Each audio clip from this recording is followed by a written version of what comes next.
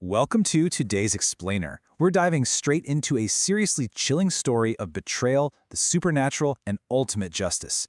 We're looking at the mystery of Daak Ghar, or the post office. This whole thing centers on a guy named Mahesh. He's just a regular guy who lands a new gig as a village postman, armed with his bag and a whole lot of optimism. But as we're going to see, Mahesh is walking directly into a terrifying, completely unsolved mystery hidden deep within a dark jungle. So, on his very first morning, Mahesh stops by a local tea stall. He's just trying to get his bearings, right? Grab a cup of chai. But instead of a warm welcome, he gets hit with this chilling warning. They tell him whoever takes this job either refuses to stay the night or literally runs away the very next day. The villagers are just staring at him in sheer disbelief when they find out he's the new postman. So, the stakes instantly set. Mahesh isn't just taking on some standard mail route here, he's stepping into a cursed role that has absolutely terrified everyone who came before him. Let's actually look at what Mahesh is walking into. This post office is incredibly isolated. I mean, smack dab in the middle of a dense jungle, isolated. And it gets worse. He's assigned this assistant, an older guy named Raju. Well, Raju flat out refuses to stay in the building after dark. He basically tells Mahesh he'd rather be fired than spend a single night there. So Mahesh is left entirely alone. He's surrounded by dusty shelves, old books, and just this heavy, suffocating silence. He tries to brush it off, He reads a book in bed, trying to convince himself it's just the quiet of the jungle. And then the silence breaks. Thring, thring, a piercing sound, right outside his window in the dead of night. Okay, this wasn't just some random bump in the night. It was a calculated sensory escalation, like a literal symphony of terror. First, right around midnight, the howling of jackals starts up.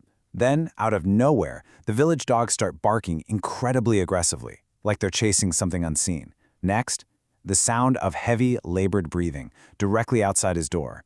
And finally, the thing that ties it all together, the relentless ringing of a bicycle bell, accompanied by the rhythmic creak of pedals. Mahesh is totally paralyzed. He's hiding under his covers, hands clamped over his ears, just sweating through the entire night. Now, while Mahesh is absolutely terrified inside the post office, a completely different trap is springing out in the jungle. A local man, Vipul, gets this mysterious letter at his door, and it's delivered along with the distinct sound of a bicycle bell. This letter preys perfectly on Vipul's financial desperation. It's offering him a quick payday for a midnight meeting out at the old banyan tree behind the post office.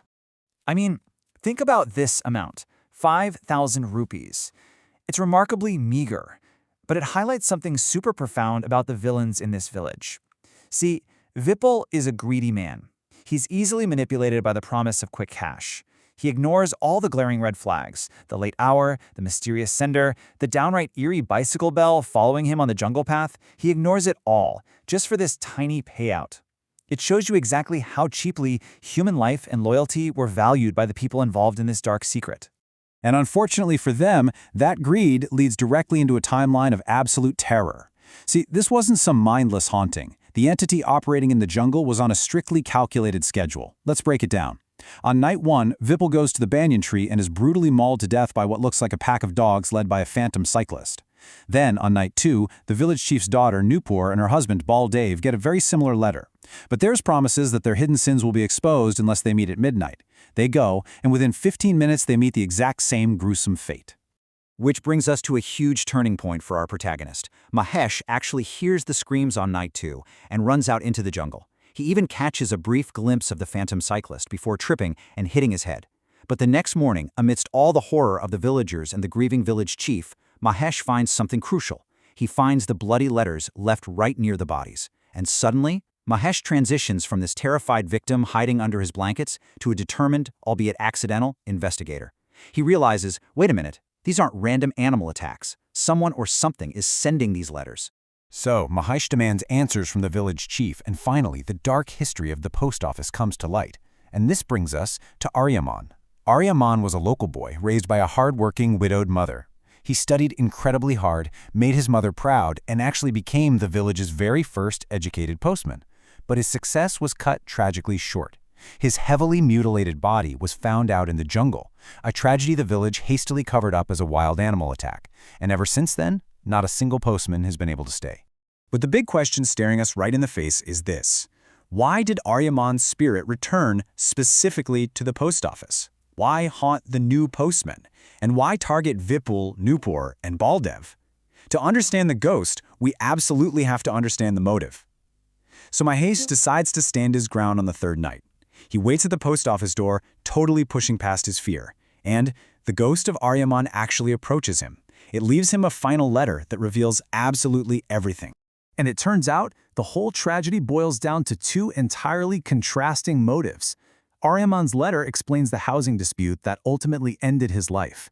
On one side, you've got Aryaman, who was driven purely by love.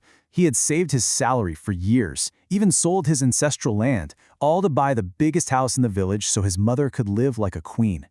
But on the other side, you have the Mukhya, the village chief, driven entirely by greed.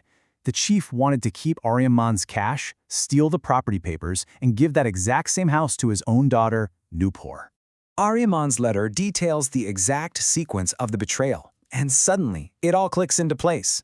The chief brought his son-in-law Baldev and a hired thug, Vipul, to the post office under the guise of signing the property papers. While Aryaman, completely trusting them, was busy with the paperwork, the chief signaled Vipul. Vipul struck Aryaman from behind with a heavy stick. They stole his life savings, took the papers, and dumped his body under the banyan tree, letting the wild dogs cover up their crime. So you see, every single person the ghost targeted was directly, intimately involved in his murder. There's a quote from Aryaman's letter that is just absolutely heartbreaking. He wrote, "I wanted the truth of the Mukhya's greed and my blood to come out." Think about that for a second. He wasn't haunting the post office just to mindlessly scare people away. He was desperately trying to communicate. He was just waiting for a postman brave enough to stay, brave enough to actually read the letters, and brave enough to expose the corrupt village chief to the rest of the world. Mahesh, now fully armed with the truth, is furious. So he enacts this brilliant three-step sting operation. Step 1, he confidently marches right up to the village chief and claims he's hired an incredibly powerful tantrik to banish the ghost forever, and he invites the chief to watch. Step 2, the chief, who is obviously thrilled that his problem is supposedly going away, shows up at the dark post office. But step 3 is the real kicker. Mahesh has secretly hidden the Kotwal, the local police officer, right there in the shadows to witness exactly what's about to go down.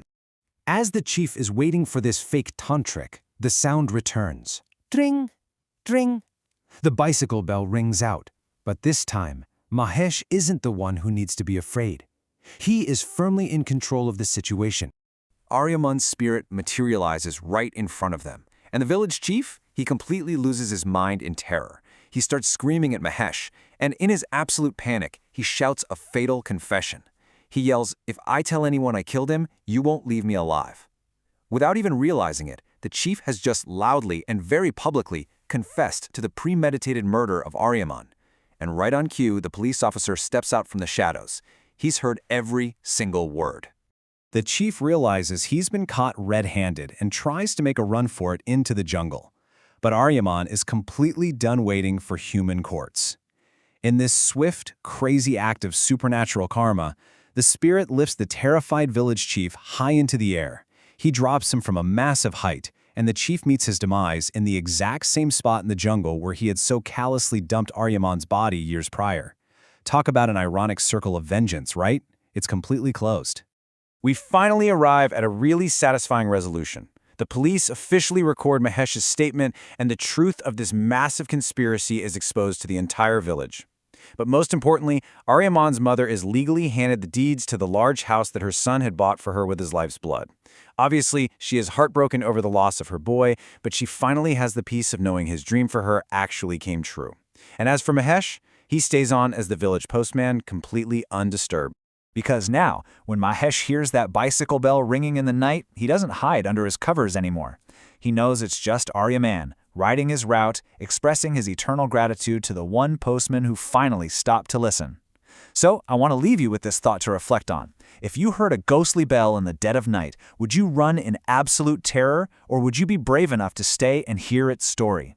Thanks for joining me on this explainer, and keep questioning what's hiding in the shadows.